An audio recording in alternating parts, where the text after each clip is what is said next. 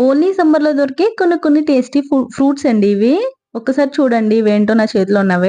జీడి మామిడి పళ్ళండి. ఎంత బావుంటాయో గదా! ఎంత బావుంటాయో తింటే అంత కూడా దగ్గొస్తుంది.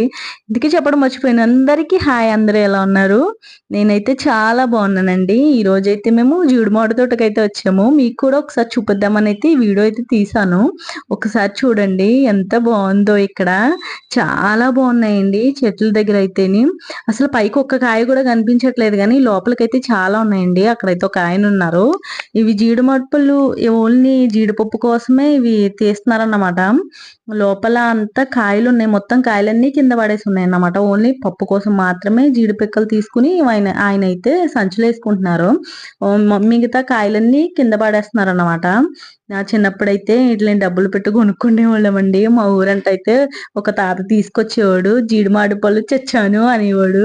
ఆ సౌండ్‌కి మేమందరం ఎళ్ళిపోయి ఆయన దగ్గరైతే కొనుక్కొని, కట్ చేసుకొని, ఉప్పు, కారం పెట్టుకొని తినేటోళ్ళమండి. మామూలుగా తిన్నామంటే ఇంక అంతే అయిపోయామే.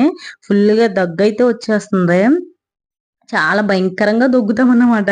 ఊరికనే తిన్నామంటేని కంపల్సరీ ఉప్పు, కారం పెట్టుకొని తినాల్సిందే ఇవి.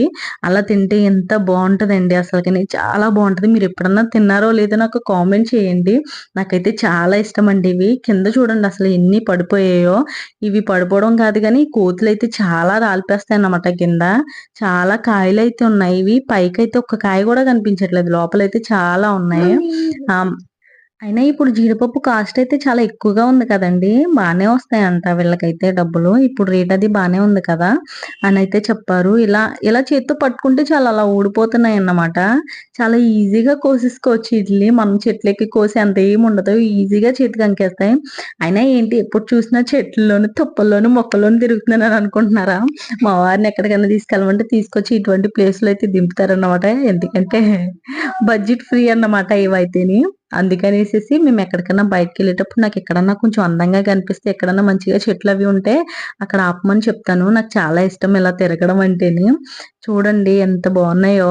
ఆ కింద అదుంది గదా! జీడిపప్పుది అదొక్కటి మాత్రం తీసుకుంటున్నారు. మిగతా కాయలన్నీ అయితే కింద పడేస్తున్నారన్నమాట.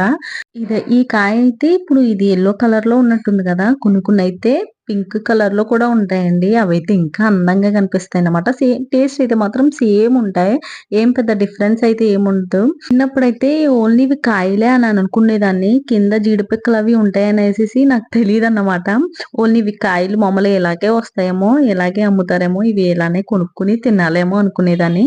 ఆ తర్వాత చూసిన తర్వాత అర్థమైందనమాట. దీనికి ఇలా కింద కాయ ఉంటుంది జీడిపిక్క. దాంట్లో జీడిపప్పు ఉంటుంది అనేసేసి. ఆ తర్వాత ఆ జీడిపప్పు ఉంటుందని తెలిసిన తర్వాత మనం ఊరుకుంటామా చెప్పండి. అవి ఇంకా ఎలా తినాలో తెలుసుకొని కాల్చేసి శుభ్రంగా చితక్కొట్టి అందులో జీడిపప్పు ఉంటుంది కదండీ! అసలు ఎలా తీస్తారో తెలీదు గానీ ఎంత కాల్చి ఎంత చితక్కొట్టినా చిన్నదైతే వచ్చేదన్నమాట తినటానికి. నాకైతే చాలా ఇష్టమండి. అలా కాల్చుకొని తింటేనే జీడిపప్పు వస్తది కదా! చాలా టేస్టీగా అయితే ఉంటదండి. చాలా బావుంటది. నేనైతే ఈరోజు ఈ జీడి తోటలో అయితే ఇలా ఎంజాయ్ చేశానన్నమాట.